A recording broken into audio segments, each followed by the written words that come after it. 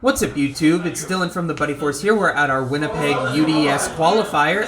What's your name? What did you play, and how'd you place? My name is Tak. I decided to play Tenyi Orcust today, and I placed 5th in the UDS. Okay, and what made you decide to play Tenyi Orcust? Well, originally I was just going to play Tenyi, but then I found some Orcust cards in my stuff, so I figured, hell, why not throw them together? And they actually work together surprisingly well. Okay, well, let's get right into it. Okay, so first, you have your Tenyis. So first you have 3 copies of Vishuddha. Ashuna. I usually mix them up a lot. But this one is the best one because it summons one from deck, but you're locked to Wormswit, so you have to be very careful using it. Vishuddha, everyone knows what this one does because it's very popular. But it bounces cards, so it's very much that. Oh, by the way, I forgot to mention, all Tenyis have the same effect to summon if you don't control an effect monster from your hand. So there's that. Adhara. This one can add banished Tenyis to hand, so this one can just recycle through your stuff, especially stuff like Ashuna. Then we have 3 copies of Nahada. This one's kind of debatable because it's sort of a battle trick. It makes your opponent's monster lose 1500 when they're battling on an effect monster. It's alright. I side out one once in a while, but it's mostly just a name. Mapura. This one actually came up quite a lot because this negates targeting effects. Yeah, it's also just a name, but pretty fantastic. And then you have 3 copies of Shinatha. This one, if your non-effect monster is destroyed, you can only summon it back, but you can destroy a monster your opponent control. So it's basically no you, the Tenyi. So yeah, and then we have the Orcust stuff. 3 Harp, summons from deck. 3 Nightmares, sends from deck to grave. 2 Skeleton, summons from grave. And then 1 summons banished.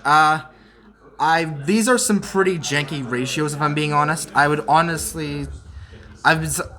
play the Nightmares anymore, because they seem to just be completely unnecessary alongside the wand.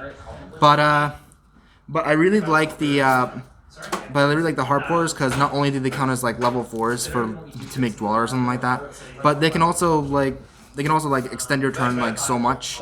I used most of these to as a sort of a draw engine. I'll explain in a bit, but this is good for summoning from the grave, and yeah, Orcust engine is pretty damn good, and it's probably going to get hit significantly, but he wants to duel you for it. Yeah, whatever. I played 2 Spellbook of Magician of Prophecy. So normally, if you don't draw an Orcust card, so if you don't draw an Orcust card, this is your normal summon. This helps you dig through your deck for more Orcust cards, more Tenyi cards. It was okay today. I only saw it once, but in theory, it's really, really good. Then there's my last monster, Mermer. This card is insane if you're able to get it off, because one of the link monsters from your extra deck can summon this straight from the grave, and then you can just summon 3 tokens. Basically, if you can get this on the field, there's no coming back. For my spells, I have 3 Vessel. Vessel is freaking nuts. Foolish and search for basically Tenyis, and also can Foolish Mermer, so that's a thing that can do. And yeah. Yeah, 3 Flawless. This makes your non-effect monsters unaffected by things, and then becomes a Pot of Greed when your non-effect monsters, when you have a non-effect monster and your opponent's an effect monster. So there's that. So to make sure I get it, I got also Terraforming, and I also played a Metaverse, which is my only trap, so I didn't bother putting it in its own section. So 1 Spellbook of Secrets, 1 of Knowledge. This is for the draw engine.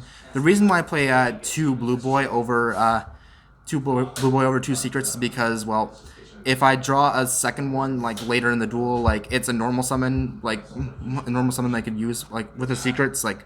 What do I do with the second secrets? Just discard fodder, I guess, but not really that big. And the last card is Orchestrated Return. This is the card I set off of Galatea. I was debating playing Babel, but I was thinking about the conflict with Perfection, but it honestly never came up that I wanted the Babel that badly.